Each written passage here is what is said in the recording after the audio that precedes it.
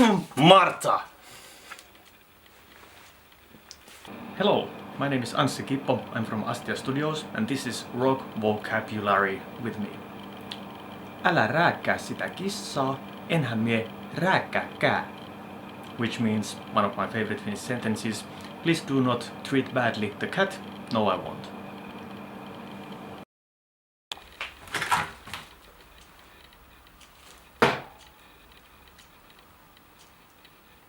Every time I feel rage, I play darts. But it's not ordinary darts, like my rage.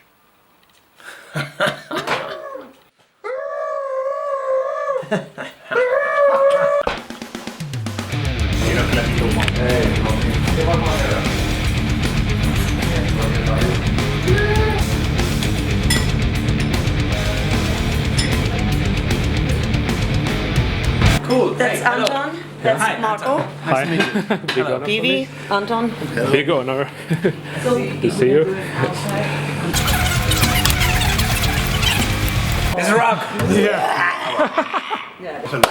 Thank you for joining me. And actually, fans in Russia, I'm from Russia and from St. Petersburg, so they are very outrageous nowadays about rage. Because yeah, that sounds like this, yeah. Because they are waiting for this new masterpiece, and they like this My Way song from the EP which you recently released, and they all say like it's back to old school rage, back to just uncontrollable energy, uncontrollable rage. I like that. You know, so I can't actually tell on their behalf because it's unspeakable actually as it is. So I myself wait for that a lot. So okay, let me shut up and tell a few words, just a bit about when and what. So official release for Germany, I only know it's the 20th of May. Album title is The Devil Strikes Again. And there's gonna be a lot more of this stuff like My Way on it. Just already the title song, Devil Strikes Again. It's gonna be the opener. Will just blow your neck completely.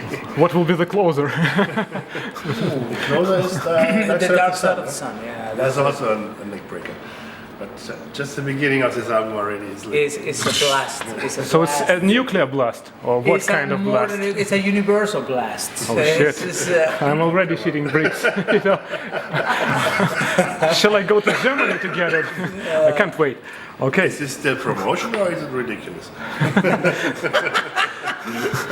So you have new forces and new energy in the band, and it feels from, as far as I can judge from My Way song, it feels like you felt great there on the video recording and the song, and energy can't lie, really, and it feels that there is nothing artificial about Rage. And many bands that come to play these days after several lineup changes and sort of collapses or ups and downs and so on, so as it usually is.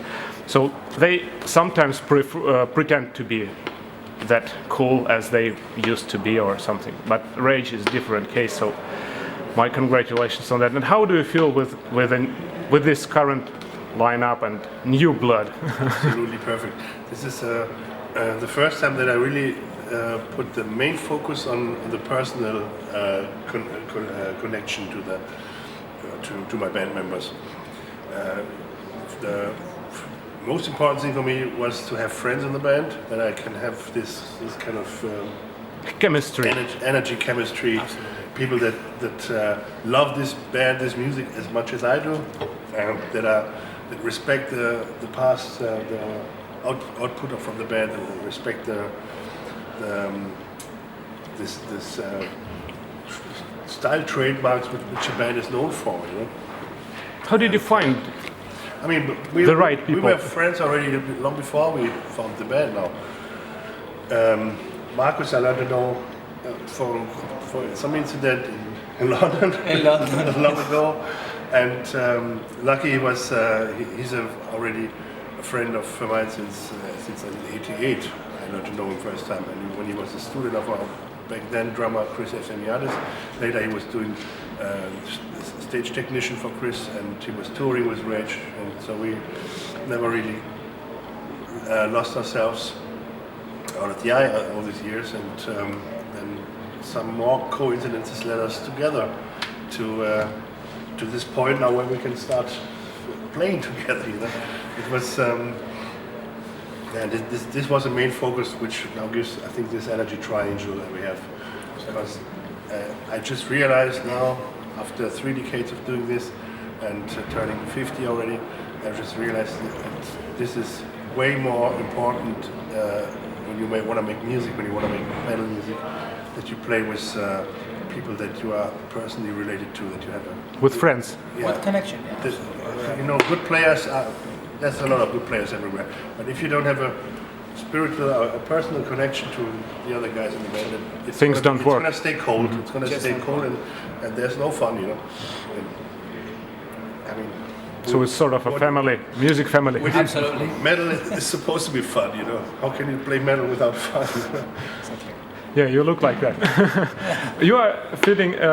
How old you feel today? Because you are turning 50, but you look like you are like I'm 15, over 50. 15 or something. How do you feel like I inside? feel good again. I can't really say an age, but I feel good again. When I was talking to Cataclysm, Jean-François Degener, death metal band from Canada, of course, he was fun. he was saying that he feels like 12 today, but he's 40 or something. So I can imagine. Actually, I'm still doing the same thing like I did when I was a teenager, you know. And I wouldn't really say I feel like a teenager, so, but I mean, in a way, we just kept this kind of spirit in our hearts, in our minds, you know. Otherwise, we wouldn't be able to do this, you know. Yeah. I guess. So in a way, we never really grew up. yeah, Marcos. Yes. Yeah. Yes, sir. Yeah, tell a bit about to our fans and everyone who is outrageous nowadays about yourself. Well, what can I say about myself? Yeah, I'm the guitar where player are you of Rage. from? Can And you believe that? yeah, I can still believe that I'm playing Rage next to my hero. I cannot believe it still. how do rage hugs look like? A Rage hug yeah, is rage like a- hug. Chapito. Quinto Chopito. Starting to talk stupid Spanish and Stupid stuff Spanish like things, you know. But it feels great. What can I tell about me? I mean, what can I tell about me? I'm Marcos. Yes, I'm playing Rage. I still cannot believe it. probably that's enough. That's That's even enough. more than you It's- could say. That's your And I play the biography. guitar. You understand? Okay. Couple of general things. Today, everybody is saying and complaining about world conditions and policy and all this shit coming down and falling as usual. And for you personally, do conditions of the outside world influence in any way your spirit, your mood, or does your spirit push through all the outside influences and you stay upright without any kind of shaking? Just, I mean, news and all this flood of shit is always brainwashing. I mean, let's say like this, I cannot close my eyes in front of what's going on in the world. And of course, I sometimes comment things like this also in my lyrics, but it's not that I'm personally, you know, afraid and shaking. Or shaking on Who could shake Peter Wagner? Yeah. I mean, it was always like this in life, you know. The world was always an unsafe and chaotic place, and it's probably going to be for the forever. It's like forever, you know. So that's life. You know? And I do my best what I can to to fulfill my position in life as good as I can, and more I can do. That's all I can do. Okay. Marcos, how does it feel in composing sense, like now you are In like a band. first time, yes, with a Well, album? actually, this is I could say this is in my professional career is the first time that I write next to someone, you know, because in my previous band I used to do pretty much everything myself, you know. Yeah, how is it different to be a solo composer or to and- deal with Exactly. people? Now, two songwriters. See, this is the first time in my professional career that I write along with someone. But this is so funny because Rage is such a big influence in me that I know exactly how how PV writes music, and it's exactly the same way I do. I mean, he does it with the acoustic guitars, I do it with the electric guitar, but the ideas and the inspiration is mutual. So to my ideas, to put it into the table of Rage, to find the PV is like, oh man, this is exactly the way I I was write. thinking, yeah. So it was really easy to combine the compositions. All the songs of the new album are written by both of us. I mean, it's 50-50%. It's Lennon-McCartney style. It's everything together.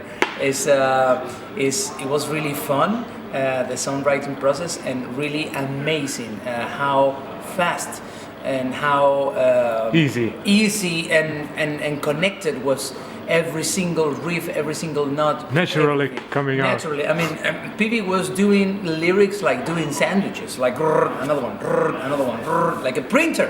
It was a printer, call it out, the printer, human printer, you know? I should say it's like digestion-friendly sandwiches. Exactly, absolutely. No absolutely. constipation at all. Remember how it started? My Way was actually the first one we did. Yeah. We were at Lucky's house, and I was playing on the guitar, and just had this idea of My Way. It came to me during this last tour in 2014. And I was just playing it and singing to it, and he was filming it with his camera, with the phone. Yeah. And then 2 days later or so, he called me, okay, everything's done, just come over and sing the shit, you know? Exactly, that was kind of, exactly kind of that. He was like, I have this riff, and the melody's like, na na na, na na na na na na na, and I was like, all right, that's cool, can I film it? Yeah, film it. I had like the basic, the riff, the chord progressions, and the melodies, and then 2 days later, he came up with a complete pre-production stuff. It's like, what about this? It's like, it's exactly what I have it in my head. Okay, let's do it. It was a song actually. You know? Isn't that rare? Just stayed at his house. Rare. Just stayed at his house, and we just nailed the whole album within a week. In a week, we did the entire album. Super rare. It's really difficult to find someone who understands you so well on musical direction, because we both is like, we should go this way. Okay, I think this is it's the same way, so let's go for it. And musical writing we were perfect. Throwing the ideas like ping pong balls. Okay, I have this here. I have this here. Perfect. Guys, I'm redundant here, like the third guy who is not needed, because you two radiant with so much energy and so much chemistry that shit, I feel like I'm dead compared to you. Come on, Ken, to front of the camera. Enjoy the party. Yeah. Okay. Today I will. Sorry. Yeah, it's okay. A bit sick. Rage is coming out. We have to take care of our view, old man. Today I talked to Markus Groskop from Halloween. Yes. And PV, you used to do something like some collaboration with him, I guess. Yeah, I listened to the album. Yeah. What question would you ask, you both or any of you, from him? Because I will talk to him. I could deliver something like a postman. We would like you to ask Markus later. You just ask him so that he would answer in his interview. Markus. Yeah. I mean, it's been kind of no long tour, but a nice tour, and we've been partying too much. So what kind of question we can ask to Markus? What are we gonna do on the long trip to Russia? Exactly. What are we gonna do in London trip? Anything different from the previous trip? The party is gonna continue, of course, and it's gonna continue. It's not gonna stop. But which question you can ask to Markus? Markus, do you have plectrons to sell? I know that's an internal joke. Okay. Good question. That's an internal joke. He will laugh about it. He will laugh about it. There's a question by a fan from Russia, from St. Petersburg. Hello, I am Sasha from Russia, and I have a question about album Deep in the Blackest Hole, 1996. Nowadays situation is pretty similar with the name of that album. So I have a question. How deep we are in this hole, and do we have some exit? Probably the solution for all the problems in the world is would be not so hard, but it just needed that. It needs that a big majority of people just realize that we shouldn't allow this couple of, how many percent, 3% or so of persons in the world that own everything, that rule everything. We shouldn't allow them this, because they don't have a right to possess everything. They don't have a right to dictate everybody what to do, And here we are again with communism. It's the idea from Marx. I think that's how it is, And I don't know really what must happen that these circumstances could be changed. But if it wouldn't be like this, then we wouldn't have these people. my personal point of view is like to change what happens outside, you have to change what happening inside, and it's everybody's world. I mean, everybody see the world by their own world. So I think, in my personal point of view, just to change it yourself and be a better person within you and the people who surround you.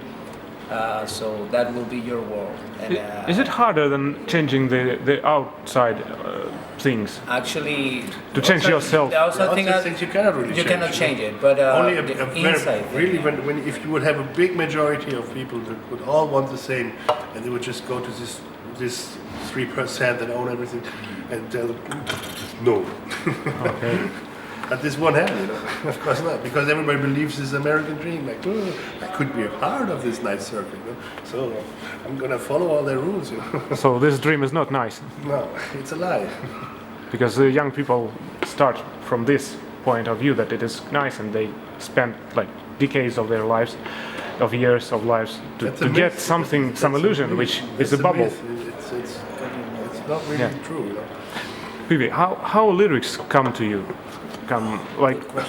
Because I read almost everything, and I was so inspired by this in question sense, and just in general from the early works to the latest, and it doesn't seem like ordinary lyrics of a metal band, and so thoughtful, deep, and personal to me. Thank you very much. Okay. Nice compliment. Yeah. How does it go? From where? Some people say I switch on TV and it comes from there, but to me it doesn't seem like your lyrics comes from that box. This is stuff coming from deep inside, and I can't really say where it is. I try to keep the connection to the world, to existence, to the universe that leads me to there. When I start writing a song, I just have a blank piece of paper and I just let it flow, and then mostly something comes, So something like takes possession over you, like that. It's like so I'm getting led by something. It's not that I control the situation. Mostly when I really focus on this, what comes to me, it's like how long did that take? Like 15 minutes or so? 15 minutes. Sometimes you write lyrics like in 10 minutes. I have the entire lyrics about this topic. This is a topic. This is a title. And I was like, let me read it. What do you get? I don't know. It comes along.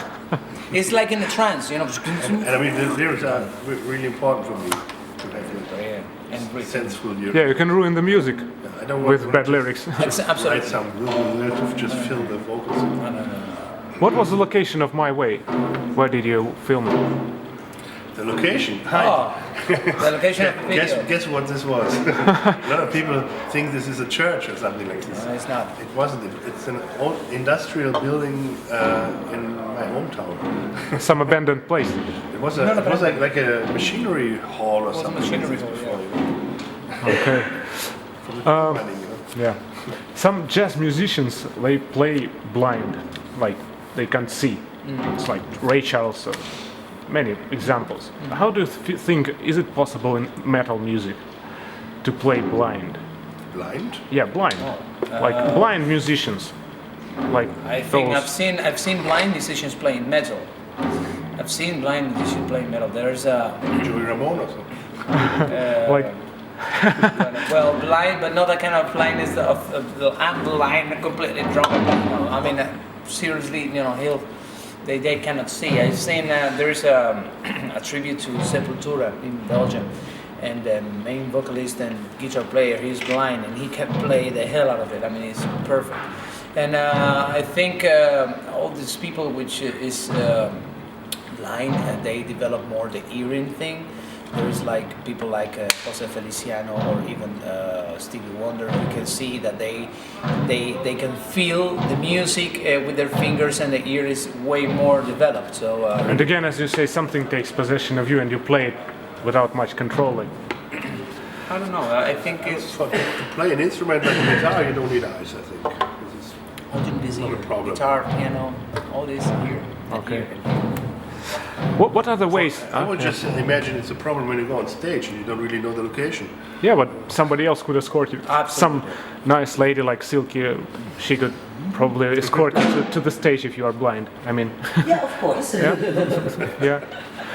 Nobody would refuse to be in your company.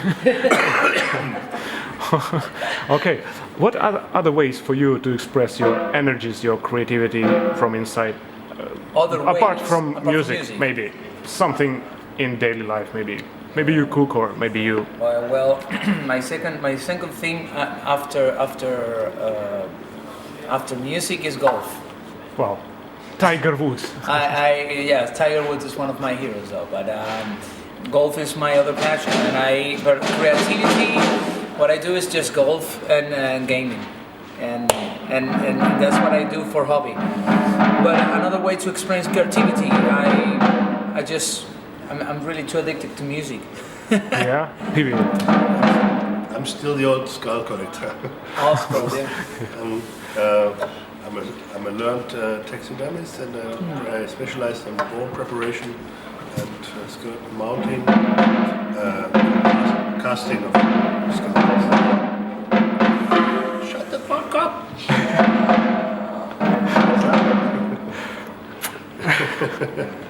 Okay, but maybe we just will be in time. Yeah, the song which from which I started maybe listening to Rage was Pilgrim's Path, and it was something that I felt like personally close to me in lyrics, which was like heart was restless, and you were searching for something that you didn't know what, actually, which This is a typical feeling of the youth. men are always searching for something which actually maybe women don't understand us that much. They say, what are they looking for? What is this all about? Just come over here. Okay, what was that? Probably the old heritage from the Stone Age. So, is it something that you still are searching for in any way, like spirit or something? I mean, I love this still this kind of feeling of there's something out there that I still haven't seen and experienced and stuff, and I hope I can keep for the rest of my days, because this is something very inspiring. I never really want to know what it is, because when I know everything, it's boring. There still has to be some secrets, You want to leave it as a mystery to yourself. Of course, and this mystery is kind of it's a very impulse, a very necessary impulse,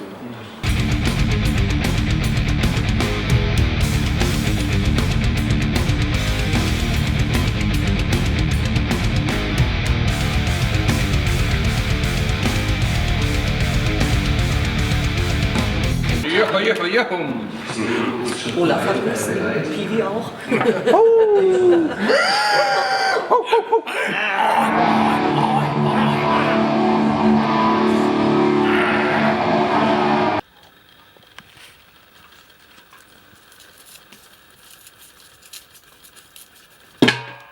I quit smoking, but I just can't seem to give up Smokie.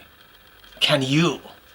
What attracts people of different generations to Smokie? Like my nephew, he's 10, my mother, she's 60, and me, I'm 30. So, but we all share the interest and deep affection to Smokie. So, what would be the secret or the mystery behind that? I don't know I don't know what happened, but it's always been a little strange where we have different generations liking what we do, you know, and I think it's because we're not complicated.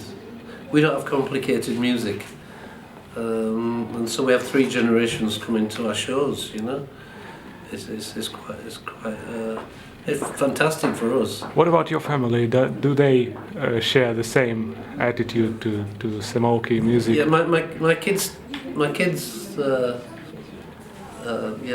love what goes on in my life, you know. My wife just has been part of it, so they've all been raised with what I do for my job, and so she shares. Yeah, and so to them it's just dad going to work, or you know, the husband going to work. It's not just like I'm supposed to be this pop star or whatever I'm supposed to be. I've never understood what I'm supposed to be, but it's part of my life that I always loved. You know?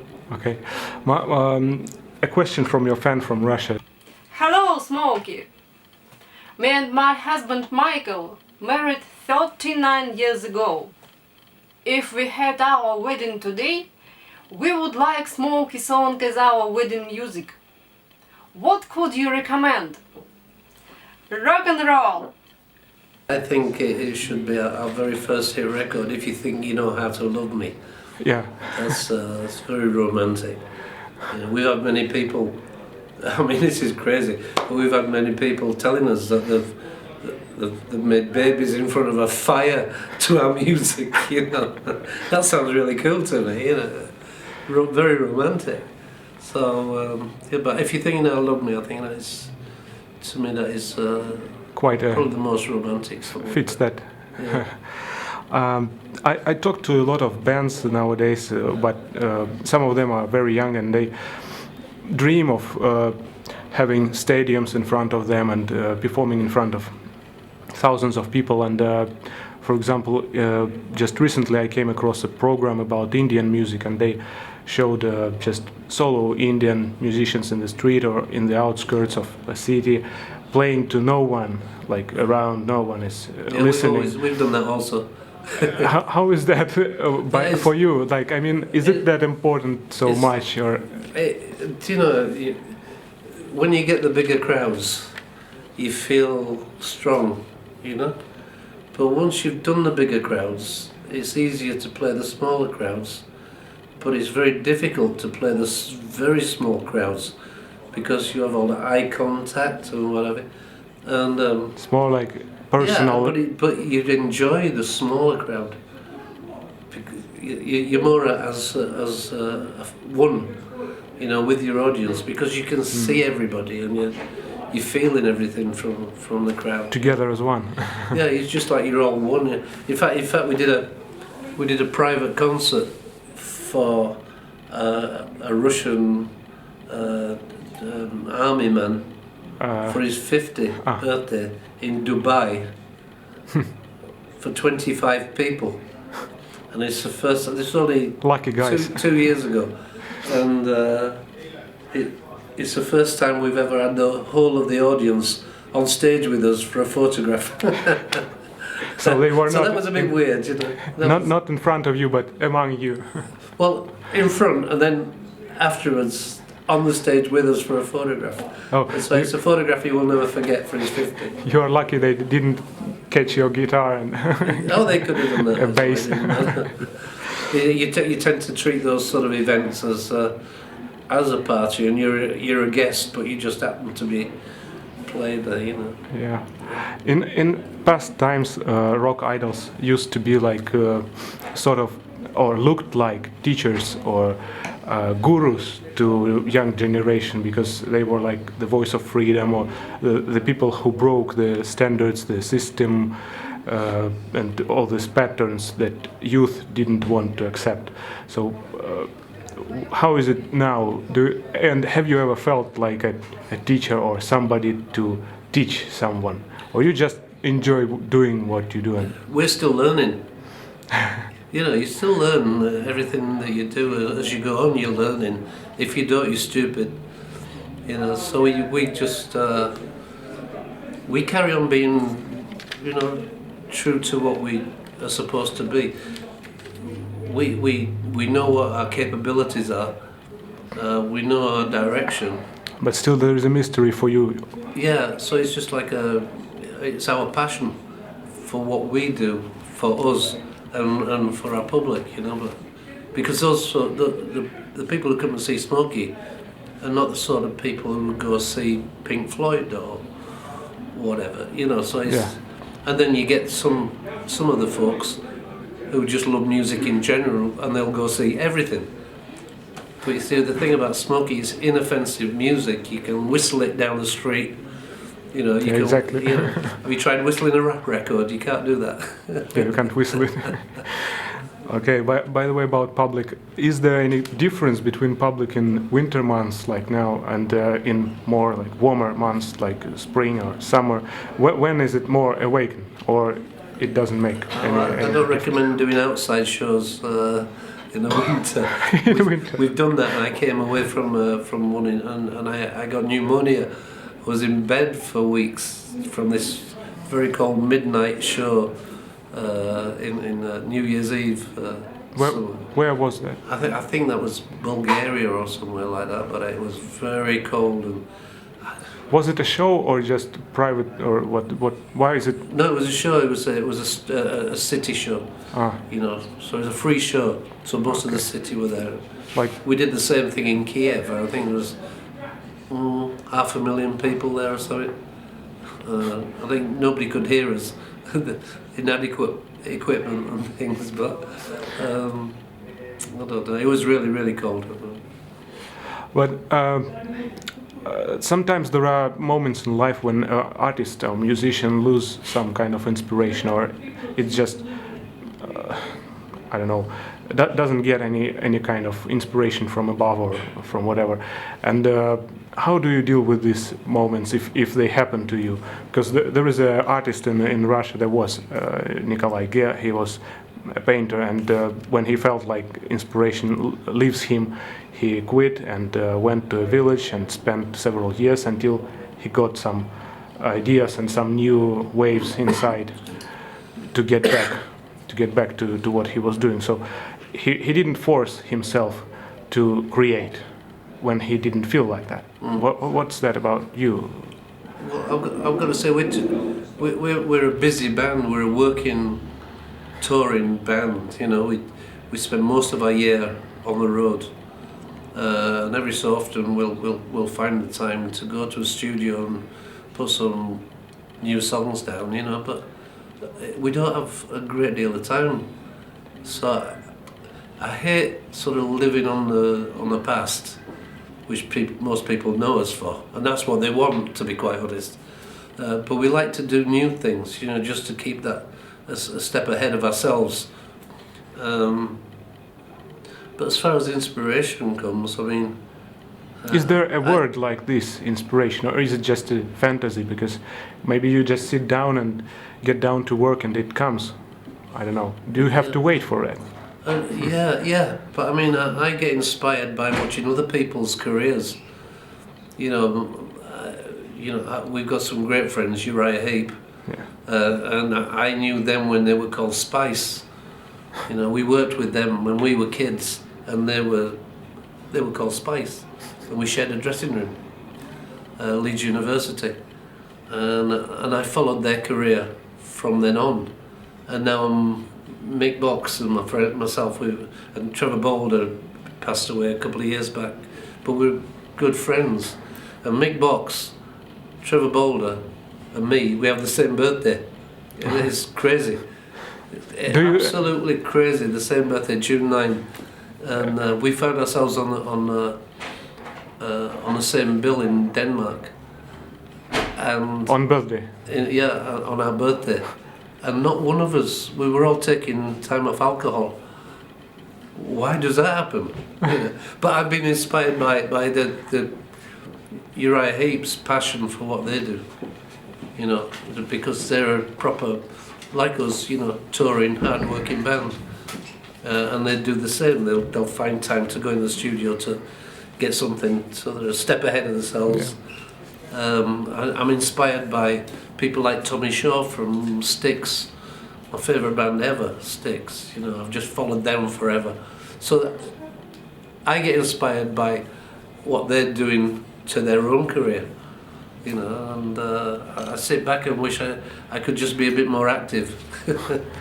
But who inspired you to start creating music back in your childhood or teenage? That was the Beatles, no doubt, you know. Just short trousers at school and the Beatles were on the TV. And I just met Chris Dolman and Alan Silson were at the same school. And I saw they knew each other already, and they were singing outside the school canteen.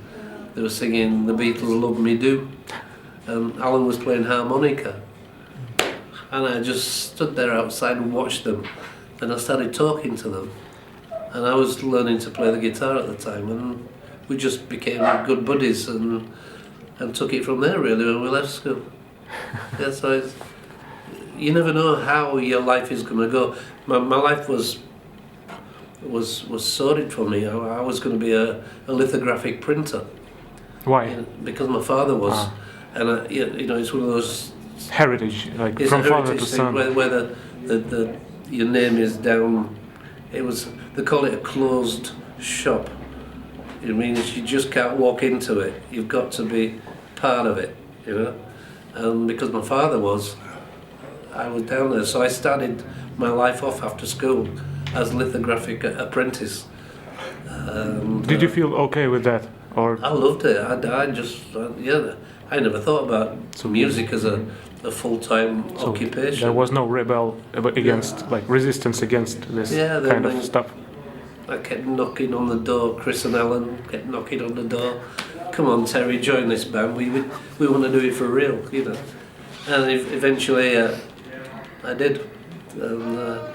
And so I figure I did my apprenticeship because it took us 7 years to make any sort of success. So we did that sort of roadwork apprenticeship.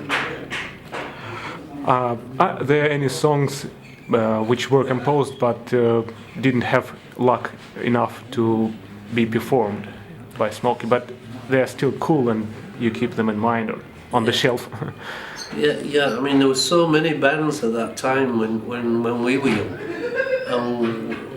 You know, we. It's exactly what you say. It's luck. You can be as talented as you want, but without that majority of points of luck, that's it. You know. That's Mick. Yeah. Okay. He's a young boy.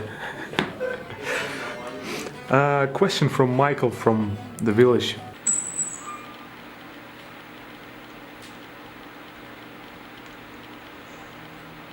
Hello, Smokie.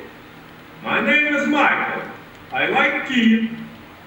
What do you like to drink?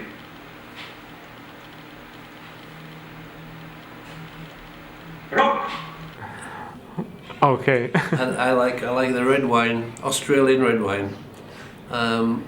Martin, our keyboard player, he has in the dressing room next door. He has ginger in his tea. And now I don't drink normal tea in England anymore. I drink peppermint tea, ginger tea, different sorts, and it's very new to me. It's taken me a long time to get used to that. Because I wouldn't do this for breakfast, you know. So, but I'm really enjoying it, you know. The Beatles and some other bands or musicians from England, they used to come to India in those times like John McLaughlin with Mahavishnu Orchestra. Oh, that was all the Maharishi and So, did you think about going there and finding? We go to India. We play in India. I mean, just to find some guru like they did. No, it's difficult enough finding Australian red wine. Never mind a guru. We were there last year, and in fact we were supposed to be going to Sri Lanka directly from here in 2 days' time, but that's been put back to July because I've just heard the story tonight. Enrique Iglesias was there a few months ago, and they were throwing underwear at him with the ladies, and the government stepped in and said, "That's it, entertainment finished now, no more." What was he throwing? Underwear, you know, the ladies' underwear, throwing it to the stage. They used to do that many years ago in England. That's one of those things that's from the past, you know. But nothing new. They've just picked up on it down there. So the government cancelled everything. So now we go back in July. I don't mind the underwear. I can take it home for my wife if it fits, you know. Okay. Would you mind if I ask you to draw a dog for us? Because the magazine is called Rock Dog. So it's like a tradition to ask a musician to draw some dog for our magazine. A vlog? Dog. Oh, a dog? Just usual dog. I've never drawn a dog in my life. Yeah, I'm not a good artist, to be quite honest. Yeah, that's cool, because neither am I. So every time I ask people, just use any which you wish.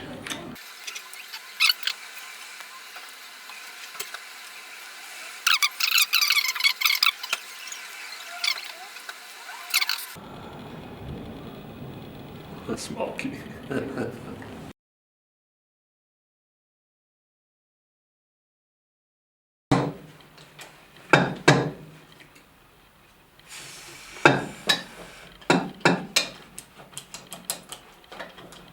She's looking at me with a lusty look, and I have to work on Saturday. Now, isn't that amoral?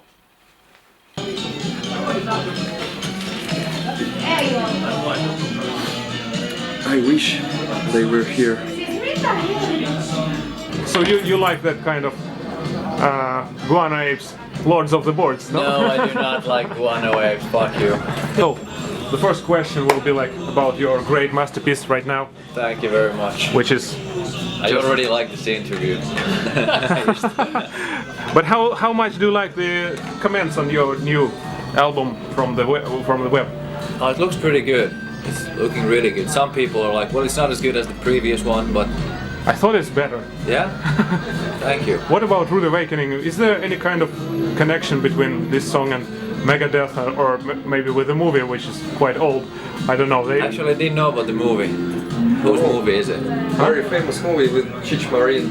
Really? It's from 1989. Okay. No, I didn't know that. Cool. I didn't know either. He knows. No, it has nothing to do with that. It's a saying. Rude Awakening is a saying. Like, it just fits the song, fits the story of the album. So. But what is the main thread for you in this album, like in lyrics sense? It is a concept album, so the whole thing is a big piece of story, and it evolves around this event that I heard from a friend of the family about this young musician being locked away in an institute here in Helsinki. I don't know why, if it was a mental illness or alcoholism or what it was, but he was there just playing guitar all day in his room, and nobody really saw him. He just stayed in his room, being treated, and apparently he was very, very talented. Just the music he was playing sounded amazing to everybody who was living there and working there.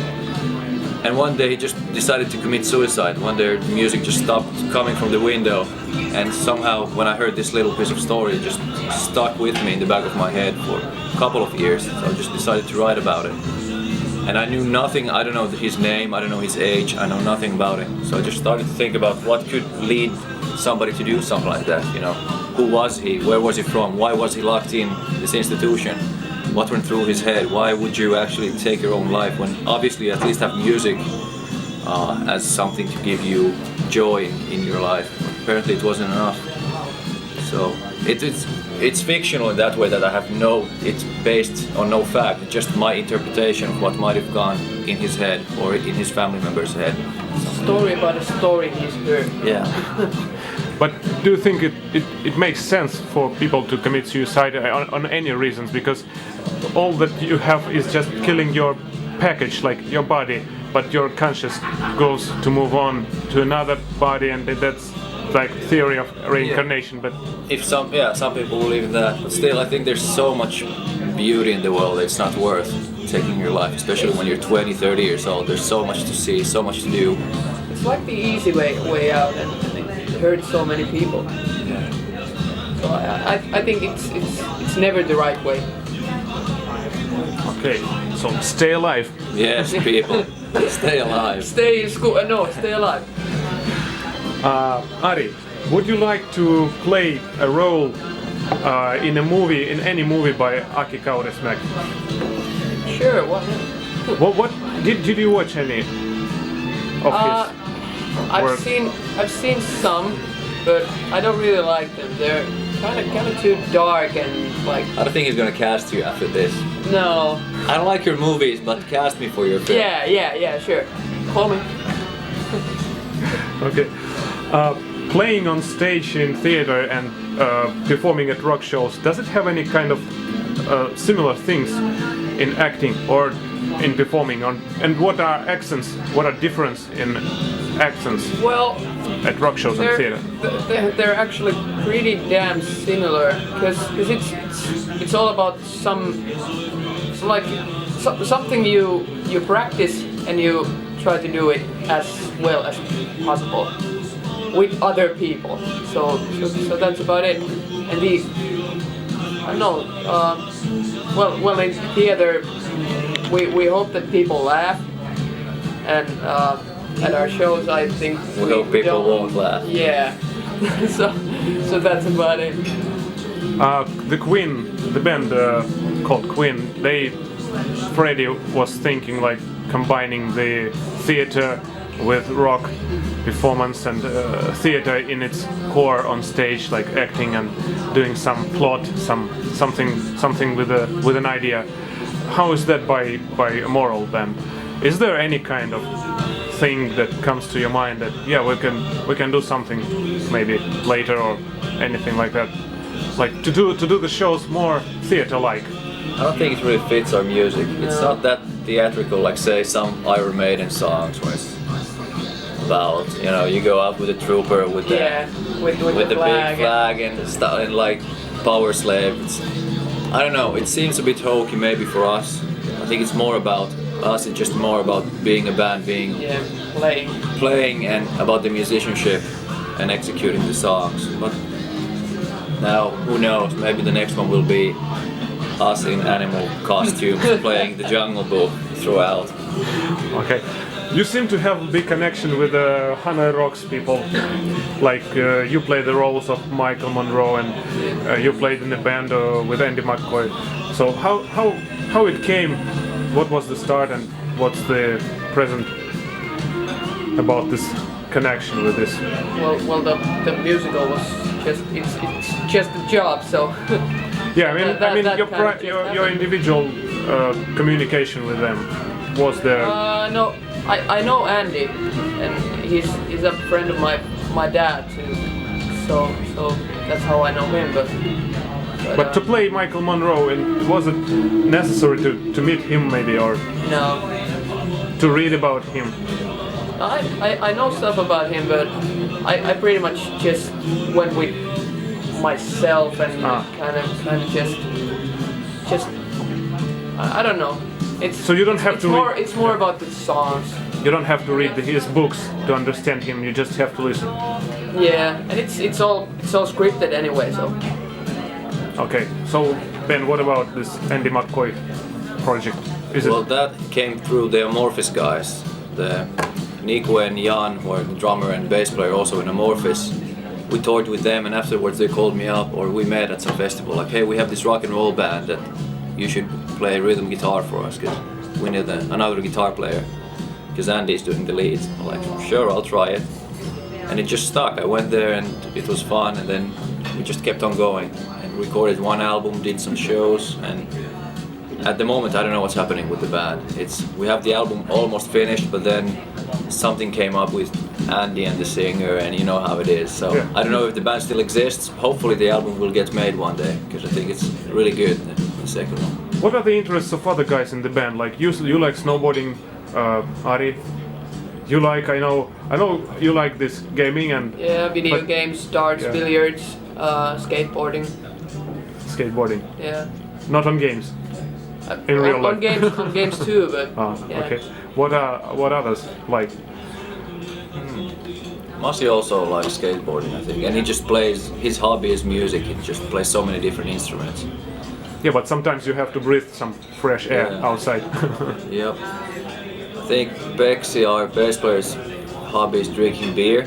Yeah, playing some video games. That's very sporty. It is very sporty. Yeah. Just need to switch arms every now and then.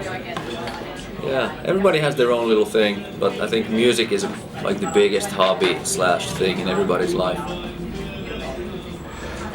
Rock is supposed to be like freedom, was supposed to be like freedom, and getting rid of this big ego inside, like ruining it and being easy, down to earth, and understanding reality maybe better than other people. And now it seems like when I interview bands, a lot of them are like very serious, at least in the beginning, or maybe like heavy-faced, like very important.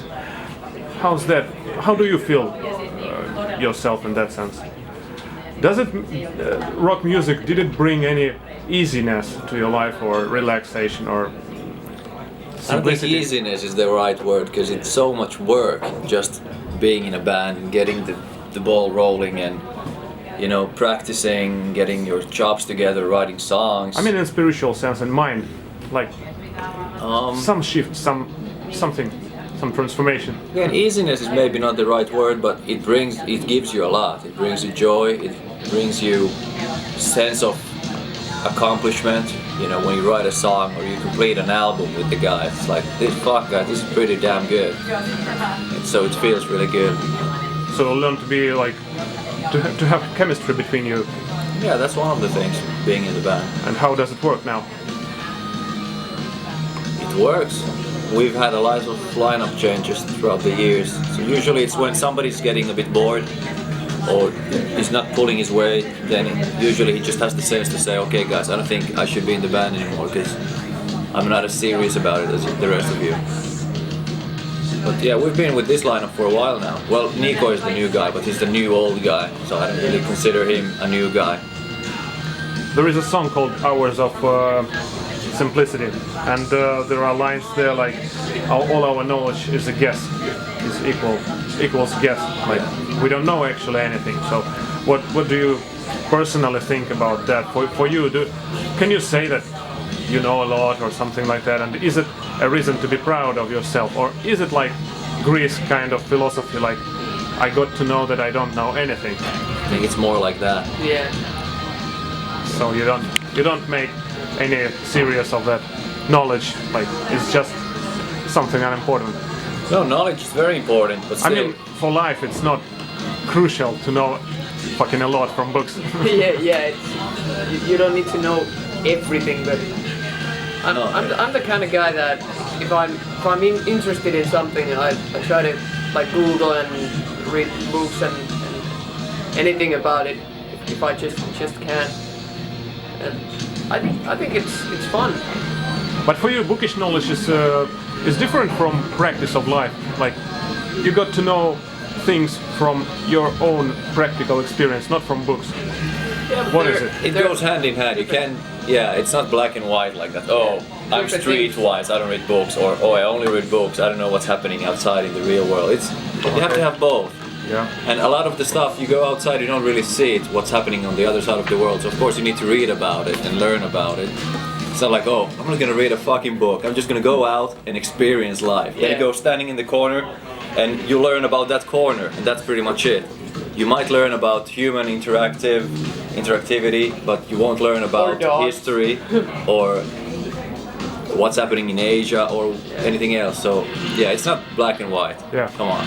But wise people in the East, they say you can get to know all the world without even leaving your flat. I don't know. Yeah, if you read enough, I'm sure in some way. Okay.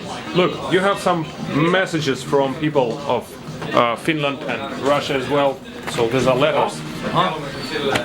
And you can tear them apart and find some questions, and maybe we will get some answers.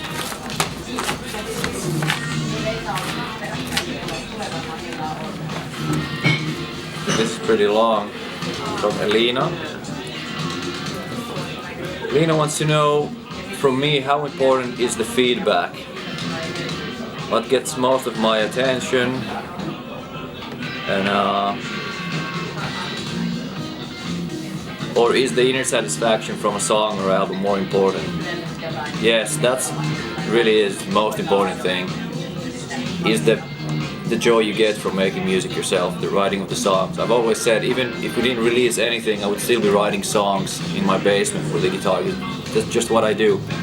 However, feedback is very important, and nothing feels better than once you put the album out and you start getting reviews, if they're good reviews, or when a fan emails you like, dude, this album is amazing, this sounds so, it's the best thing you've ever done. So that makes my day, of course. But negative thoughts, negative reviews, can they ruin your day?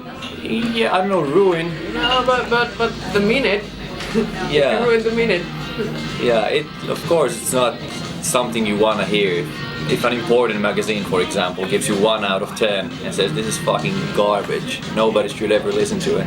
Luckily it hasn't happened to us yet, this 1 out of 10 thing, but yeah, the negative stuff, it gets to you. Especially if it's well written, it's not just like, these guys are gay, duh, so you know it's just a joke. But if it's actually well written by somebody you think is an actual like music fan and he knows what he's talking about, and then you're like, okay, I guess we did something wrong to his ears that he doesn't like it. But yeah, so first, the inner satisfaction is the number one thing, but the feedback is a pleasant bonus. It is, when it's pleasant. Okay, so who is the strange girl in the last track of the new album? And What is the question? From whom is it? It's from Ekaterina. Ah, okay. The girl singing on the last song of the album, which is called From the Beginning, the Note Part 2, is called Adi Varon. She's a teenager, my cousin actually, from Israel. So it's Hebrew what she's singing. Because we wanted, first the idea was to have a very old woman singing that part, but we don't know any 100 years old women from Israel or any other Middle Eastern countries. That I wanted a specific vibe for that part. 100 years old, teenager. 12 years, yeah. And then me and Masi started discussing that, hey, maybe we'll just get a young child to do the part. That could sound really cool compared to the other vocals on the song. And I sent some lyrics to Adi and she did a great job recording it, and I think it really gives a haunting, cool vibe to that part of the song. Yeah. And so what's the mysterious song called The Note on the new album? The Note. The Note is a song that is part of this album, but it is not on the album itself. The song exists and it will be released hopefully one day somehow, but it's not on the album, but you will hear it one day. It's part of the bigger concept. So it's like preparation time for this song. It is, yes. You have the 8 songs now, but you can see in the back cover of the CD it says the note between specific songs, and that's where the song would go if it was on the album. The hidden note. It is. The note will be found, and once it's found, people can make their own playlists where they put the song into the right part of the album. So I think just something cool little bonus that we came up with. Okay. So, who's next? There's so much stuff just on one. 7.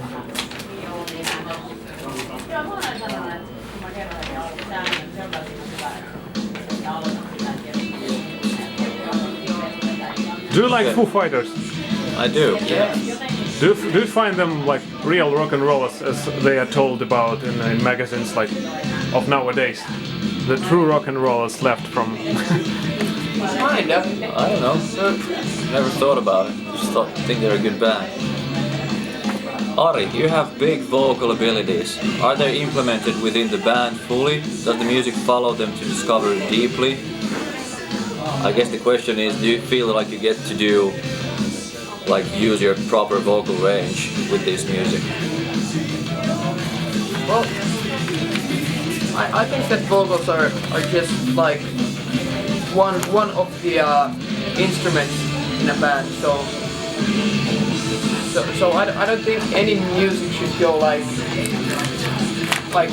if I want or somebody wants me to sing high pitch notes and everything. So you have to do songs that make do of that. But yeah, I think so.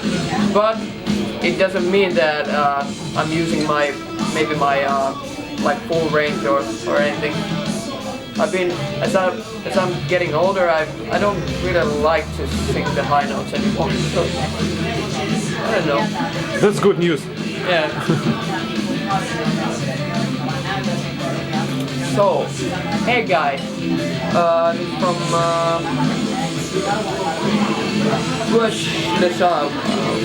damn, hard to pronounce that. That's a Slav. Slava. Oh, right. Yeah. So why a lot of Finnish bands often become the object of fan fiction?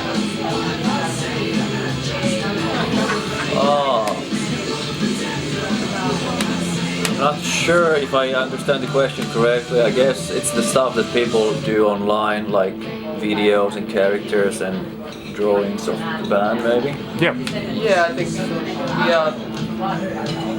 Fan fiction. Weird. Or is fan fiction? Isn't fan fiction like the stuff people write, like their own Star Wars stories and? Yeah, and maybe some sexual stuff. Yeah. Yeah, more like this probably. I don't know why. So the question is, Ari, why are you such a sex object to millions of people around the world? Look at me. I think we have the answer. Okay, next one. Do you guys have idols now? And is it good to have any? Doesn't it influence the freedom and development?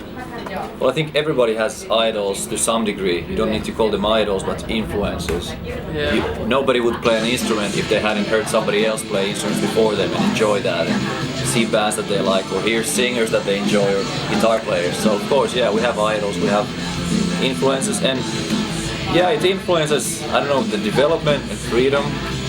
Development, it just helps.